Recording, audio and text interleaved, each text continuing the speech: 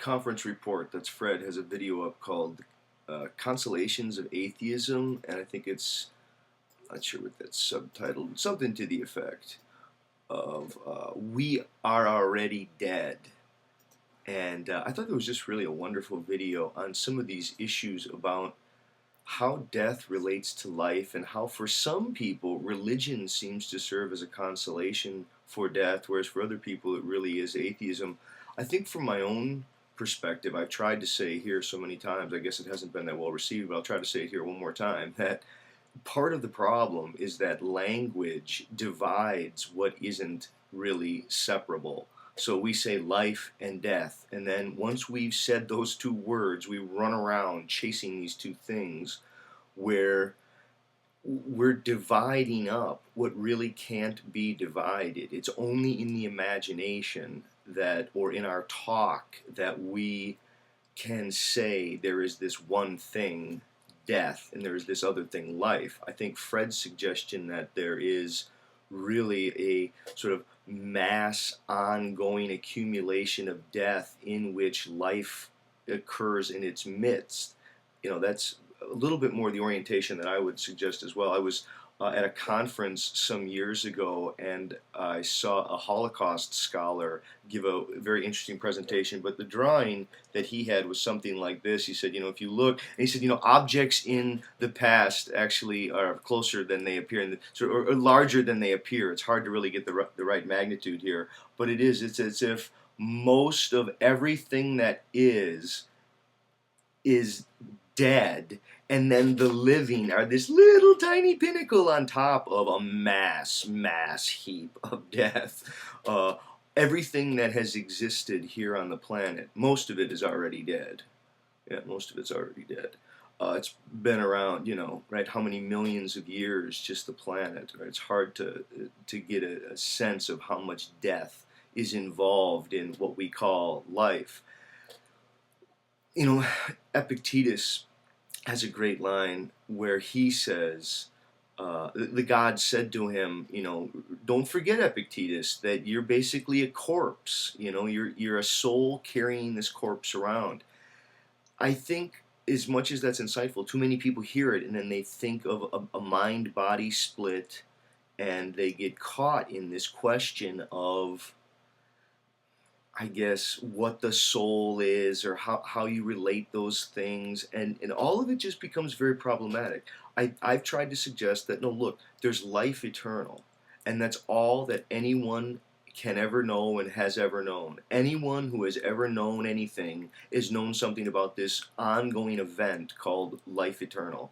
And life eternal is a hotbed of death.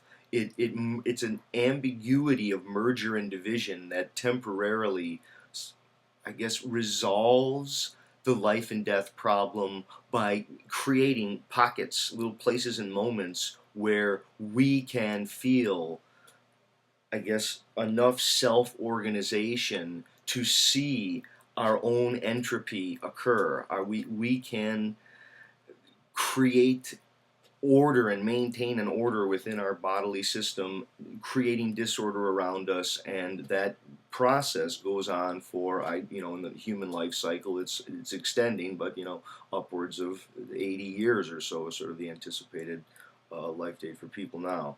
I think this issue, though, of how can we understand death and life as two aspects of the same thing? How can we see that death is a kind of hoax played upon the living, that only the living know of death? And I think there is great consolation, in the idea that there is no afterlife. I think that to the people who really want to believe in the afterlife, it gets to be an odd thought the more that you start to think about it. It really, from my perspective, it doesn't really make any sense at all. I think it is a kind of grand strategy for hiding from some basic facts. Like, a different way to come at it, and this would be some of the discussion I was having with Elrelon as well, is it's to ask the question of, how does the world that we experience show itself? How is the world worlded, if you want to use Heidegger's terms?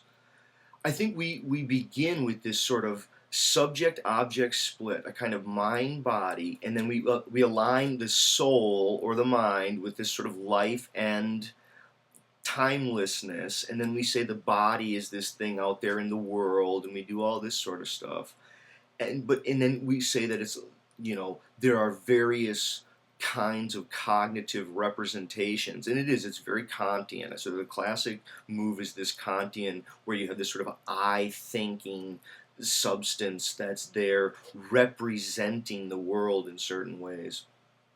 That is not at all the way that Heidegger, Sartre, certainly not the way that I in my work have tried to address that. We just displace the entire issue of the mind-body problem.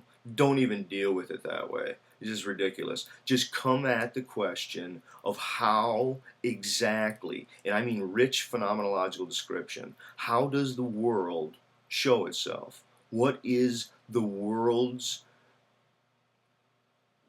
means of disclosing itself to itself? When we start to get to the where character and the when character of world, we start to see that we are, by way of sensory modalities, it's ways like my sight, it's my touch, it's my hearing, my sense of smell, and ultimately my sense of speech, that opens up a kind of a clearing for objects of care. The world is worlded. I think, for Heidegger, the two of the main aspects are directionality and de-distancing. The world itself, the more that we try to get at the way it's worlded, it deals with distances that are then negotiated by ways of coming into nearness, whether those nearness are actually physically going there or seeing it at a distance or wanting to get closer and have a conversation. It could be that. But it's also, I guess, the very directionality of the world, that the world has orientational left-handedness, right-handedness. The more that we start to look at the world itself, the world that humans live in has been released and appropriated in a historicity. We have things like doorknobs that were built by hands for hands. I mean, the fact that Heidegger's the bulk of his discussion of the being of the world makes reference back to either readiness to hand or presence at hands, and how hands open up the world. That is, the worldhood of the world that we experience is somehow a correlate to the size of our bodies and the nature of our hands, and the fact that our bodies have a frontward and a capacity to de-distance.